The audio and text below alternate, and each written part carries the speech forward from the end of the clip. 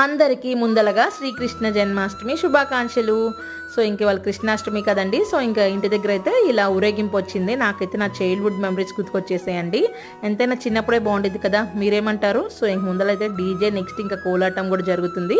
Back side అయితే కృష్ణుడు ఉన్నాడు. ఇంకా పిల్లలు ఇద్దరు ట్యూషన్కి వెళ్ళారు కదా, సో ఇంకా పర్మిషన్ అయితే అడిగి తీసుకొచ్చేసానండి. లాస్ట్ ఇయర్ కూడా ఊరేగింపు వచ్చింది, బట్ నాకు అంత ఐడియా లేదు. సో ఇంక ఇయర్ దేవుణ్ణి చూసినప్పుడు చాలా మనసుకి హాయిగా ఉందండి. అప్పటి వరకు చాలా దిగాలుగా ఉంది. అమ్మ వాళ్ళ ఇంటి దగ్గర ఉంటే నేను కూడా వెళ్ళేదాన్ని కదా సెలబ్రేషన్స్ అని చెప్పి.